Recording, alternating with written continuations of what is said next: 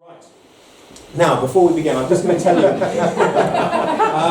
Yes. I wanted to just before I introduce the speakers.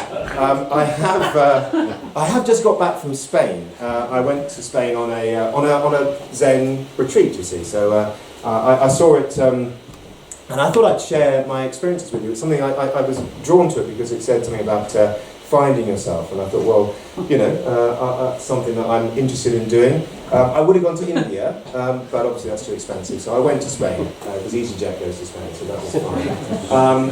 And the course, it was something like Find Your Inner Unicorn or something, so that immediately drew me to do that. So I went over to Spain, and the only trouble with this particular course was that to find your inner unicorn, you had to do a lot of group chanting.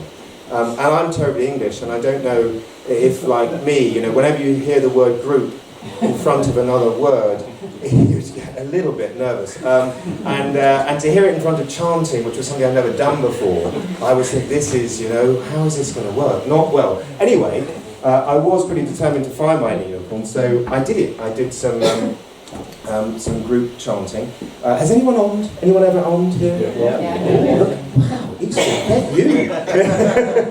You must all be, that's quite something, yeah? You must all be very unicorned up, if that's the thing. Anyway, I hadn't, so I went over and I did some group chanting, and that was the thing. I did get a little bit sort of fidgety, I have to admit, you know, as we were sort of sitting around doing it. I probably only kind of stayed with the program for a minute and a half, I guess. But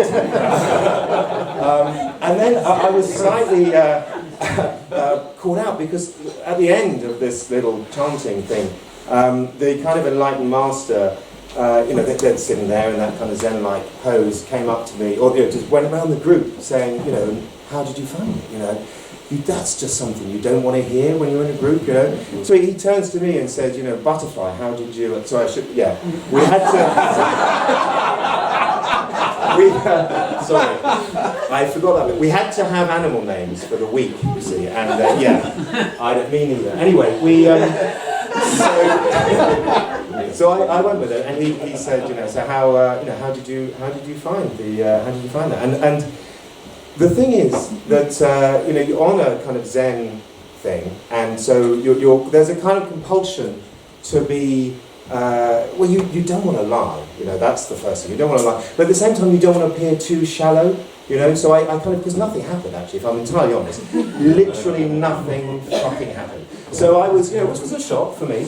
I was expecting miracles, rainbows, and unicorns, but nothing. So, you know, do you lie? But that doesn't seem very Zen.